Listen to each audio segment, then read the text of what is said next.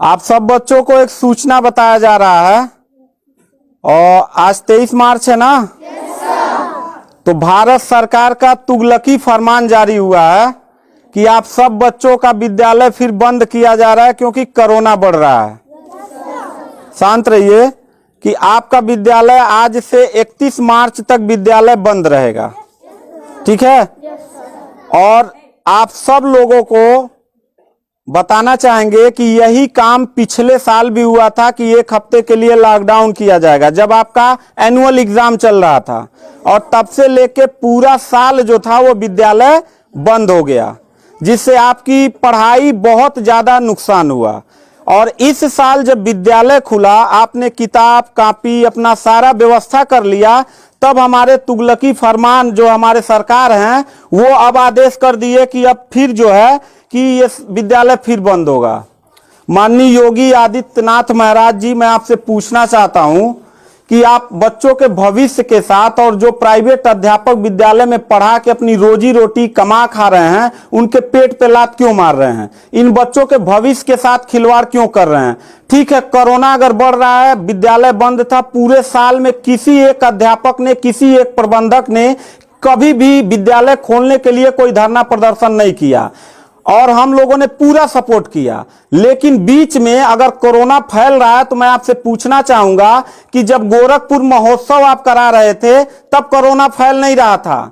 जब आप आके यहाँ पे इलाहाबाद के प्रयागराज में कुंभ का मेला लगवा रहे थे तब कोरोना नहीं फैल रहा था, जहां पे करोड़ों लोग स्नान करने गए। और अभी हरिद्वार में महाकुंभ का आयोजन आप करवा रहे हैं तब कोरोना नहीं फैल रहा है। बिहार में चुनाव हो रहा है तब कोरोना नहीं फैल रहा है। और विद्यालय जो बच्चों का सबसे देश की रीढ़ की हड्डी होते हैं, जिनकी बुनियादी शिक्षा, प्रारंभिक शिक्षा आप बिल्कुल बर्बाद कर दिए हैं पिछले 2 साल से, और अब जाके फिर लॉकडाउन आप लगा रहे हैं।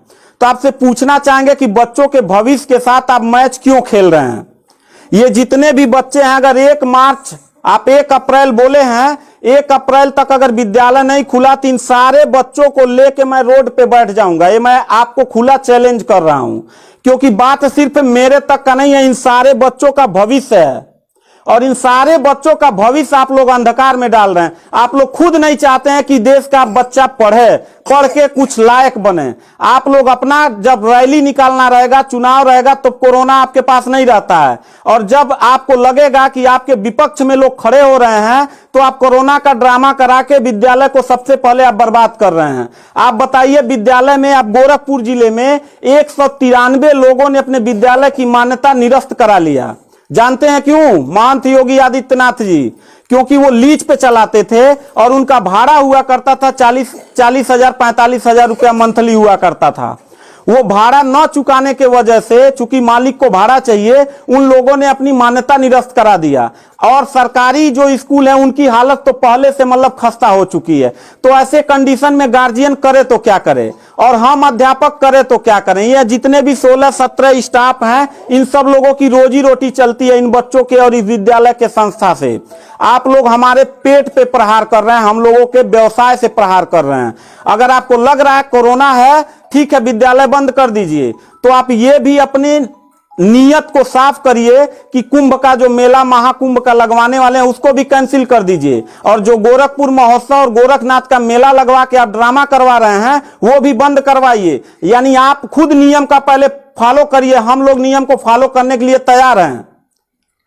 अगर लास्ट में जाते जाते यही कहेंगे, इन बच्चों को चेहरों को देखिए, इनके माता पिता ने सारे बच्चों का, किनका मोबाइल बज रहा है, साइलेंट कर लीजिएगा सर।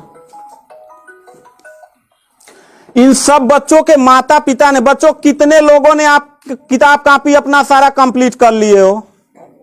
पता है, एक एक बच्चों की किताब कॉपी 2-2 हजार रुपए की आती है। आप फिर लॉकडाउन लगा दिए, इनकी पूरी पढ़ाई बर्बाद हो गई। अब यानी आपने 1 हफ्ते का लगाया है, आपकी नीयत पे तो मुझे 100% विश्वास है ही नहीं है कि आप करोगे क्या। आप पूरे साल पढ़ाई बर्बाद करोगे। हाथ नीचे करिए। अब ये बच्चे करेंगे क्या? किताब लेकिन के गार्जियन करेंगे क्या? हम लोगों ने पूरा कोऑपरेट किया सरकार को। जितना दिन लॉकडाउन लगा था उतना दिन का मैंने पूरे सभी विद्यालय के लोगों ने शुल्क माफ कर दिया, क्योंकि गार्जियन के ऊपर कोई लोड न पड़े। हम लोगों ने टीचरों को पेमेंट नहीं किया, क्योंकि हम लोगों ने जब फीस नहीं लिया तो पेमेंट कहां से करें। हम लोगों ने पूरा सरकार का साथ दिया, जितना हो सकता था सब लोगों ने साथ दिया।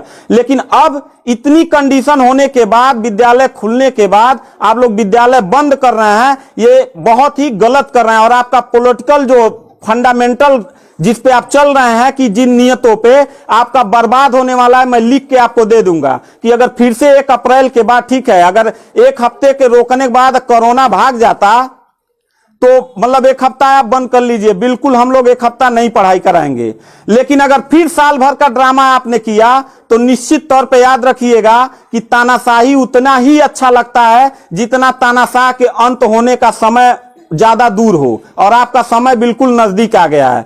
तो मैं उम्मीद करता हूं कि आप ये काम बिल्कुल मत करिएगा। 1 अप्रैल के बाद अगर विद्यालय फिर से आप बढ़ाएंगे तो इन सब चेहरों को देख लीजिए और इनके गार्जियन को लेके, अपने पूरे स्टाफ को लेके जिले से लेके मैं प्रदेश लेवल तक धरने पे बैठूंगा। इस बात को याद रखिएगा, क्योंकि सवाल यहां सिर्फ मेरे रोजगार का नहीं है, मेरे जितने सहपाठी और जितने मेरे कर्मचारी लोग हैं और इन बच्चों के पढ़ाई का भविष्य का सवाल है। तो मैं इन बच्चों को लेकर धरने पे बैठ जाऊंगा, और जरूरत पड़ा तो असंवैधानिक भी हो जाऊंगा।